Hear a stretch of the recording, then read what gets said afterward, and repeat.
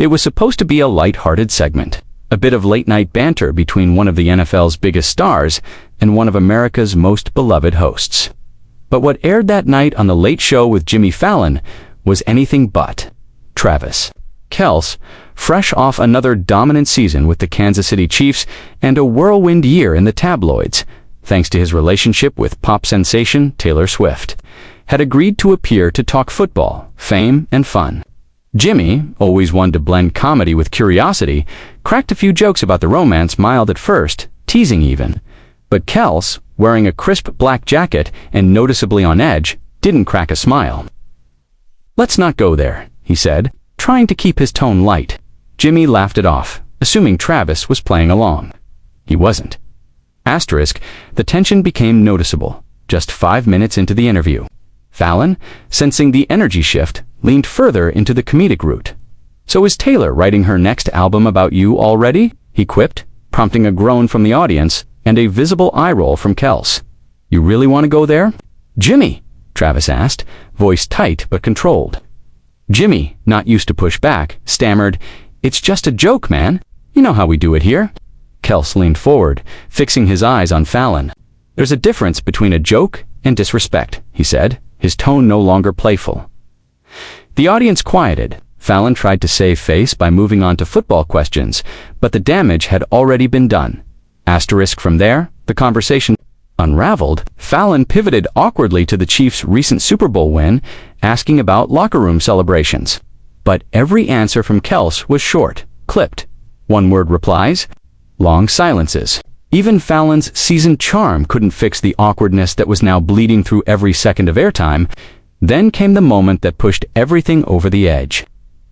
Jimmy held up a doctored photo of Kelce and Taylor, photoshopped as Barbie and Ken, just for laughs, he said. Kelce looked at the image, let out a sharp exhale, and stood up. "You know what?" he muttered. "I didn't come here for this." The audience gasped as he unclipped his mic and walked off stage, his footsteps audible in the stunned silence that followed. Asterisk producers scrambled behind the scenes. Fallon, clearly flustered, tried to salvage the moment. Travis Kelce, everybody," he said weakly, attempting a laugh. But there was no laughter. The energy in the room had plummeted. Moments later, Fallon cut to commercial abruptly. During the break, crew members rushed to find Kelce backstage, but he had already exited the building. No explanations, no apologies. Just gone. Social media, meanwhile, erupted. Within minutes, the clip of Kelce walking out was trending on Twitter, TikTok, and YouTube. Hashtags like hashtag KELCE, walks, and hashtag Fallon fails began trending globally. Commentators weighed in from every angle, some calling Kelce too sensitive, others defending his reaction as justified in the face of public mockery. Asterisk later that night, Kelce posted a single tweet. "Respect isn't optional. No other context, no tags. Just those 3 words." The tweet amassed over 2 million likes within 4 hours. Fallon, meanwhile, went quiet. NBC released a generic statement about unforeseen interruptions in the taping, but everyone knew what had happened. TMZ got hold of a backstage video showing Kelce telling a producer, "I told him not to bring her into it. I'm not a joke just because I date someone famous." The quote hit a nerve, with many who had long felt that male celebrities linked to powerful women often found their own identities reduced to punchlines. Asterisk, the next morning, Fallon addressed the incident via Instagram stories. "Last night's show took an unexpected turn. I meant no disrespect to Travis or Taylor. I truly apologize if it came off wrong." But the apology felt lukewarm to fans. Celebrities started picking sides. JJ Watt tweeted in Kelce's defense, "Travis has done 1,000 interviews without issue." Fallon crossed a line. On the flip side, comedians like Bill Maher mocked the situation. "You can't even joke about a pop star now. Welcome to 2025. Meanwhile, Taylor Swift stayed completely silent until her bodyguard liked Kelce's tweet. That small action spoke volumes to fans. Asterisk NBC executives were livid not at Kelce, but at Fallon. Ratings for The Late Show had already been in a slow decline, and this incident painted the host as out of touch with the evolving culture. Behind closed doors, a senior producer was heard saying, Jimmy thinks he can roast everyone like it's 2010. These aren't nameless celebs anymore. People care. Rumors began swirling about Fallon being asked to step back temporarily. Anonymous insiders leaked that several upcoming guests had pulled out of scheduled appearances due to concerns about tone. The fallout was far from over.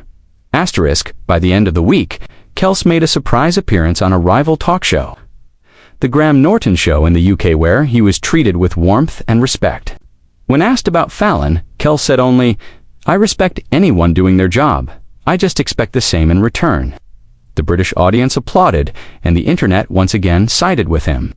This time, the focus shifted to how American talk shows often cross personal lines for the sake of laughs, while other formats managed to ask real questions without sensationalism. The contrast couldn't have been clearer. Asterisk, Taylor Swift, who had remained silent, subtly addressed the situation during a concert in Chicago. Before performing her song The Archer, she spoke to the crowd. Sometimes people think being in the public eye means you don't deserve privacy or basic decency. But everyone's human, even the people you cheer for every Sunday. The crowd roared in response, and videos of the moment flooded TikTok with fans dubbing it the Kelce defense. It was clear whatever had been said backstage between them, she supported him fully, and her fanbase. They followed her leader asterisk as the dust settled weeks later. Fallon returned to his show, but noticeably more careful. Surprise bits. No more jokes about celebrity romances. Kelce, on the other hand, saw a boost in his public image. Endorsement deals doubled. A new docuseries about athlete mental health signed him as co-producer. And through it all, the world remembered one thing very clearly. When Travis Kelce said, "I didn't come here for this," he wasn't just standing up for himself, he was drawing a line for everyone who's ever been reduced to a punchline. And he did it, not with shouting, but by walking away. A week after the incident, Jimmy Fallon opened his show with an unusually serious monologue. "Before we get into the fun stuff tonight," he said, hands clasped tightly together, "I want to address something important." The audience quieted. Cameras zoomed in. "Last week, my interview with Travis Kelce didn't go the way it should have. I made jokes that clearly crossed a boundary, and I've had some time to reflect. I reached out privately to Travis and invited him back to speak on his terms." The crowd murmured, "He accepted." That was when the camera panned to reveal Travis Kelce standing in the wings, stone-faced, no smiles, no applause, just presence. As he walked on stage, the silence spoke volumes. Fallon extended a hand. Kelce looked at it, hesitated, then shook it but didn't sit down immediately.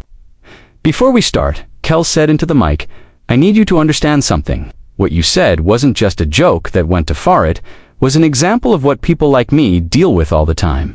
You think because we smile for the cameras, we're cool with being ridiculed. But that night, you made me feel like a character instead of a man." Fallon, visibly shaken, nodded. "You're right, I messed up." But Kelce continued, "And I came back not because I need publicity, but because I think it's time people in your position learn to do better." The room was tense, but respectful. Fallon apologized again this time, without trying to deflect with humor. "I was wrong, and I understand now that it wasn't funny. I saw the reaction, and more importantly, I saw how it affected you. That wasn't what this show is supposed to be." Kelce finally sat down, arms crossed, body still stiff. "Appreciate the words," he said flatly. "But I'm not here for words, I'm here for accountability." Fallon nodded solemnly, signaling to the audience not to clap. What followed was the most raw and unscripted 10 minutes in the late show's history. Kelce used the platform to talk about the pressure athletes face being constantly judged outside the field. People think because we play ball and date someone famous, we signed up for the circus. We didn't. We signed up to compete, to win, to give people a reason to cheer. But we didn't sign up to be punchlines every time we sit on a couch like this. Fallon, clearly emotional, admitted that the industry often blurs the line between fun and cruelty. "We wrap it in laughter," he said, "and we forget that the people sitting across from us have lives outside the headline." Kelce gave a nod, but his expression didn't soften. The segment aired uncut. No edits, no commercial breaks. NBC issued a rare statement praising both men for engaging in necessary, difficult dialogue.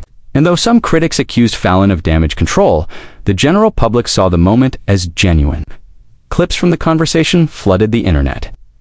Travis Kelce wasn't just trending, he was being hailed as a voice for athlete dignity, even by major mental health organizations. ESPN dedicated an entire panel segment to the issue, quoting Kelce's phrase, "I didn't come here to be a character." His words had struck a nerve with far more people than even he had expected.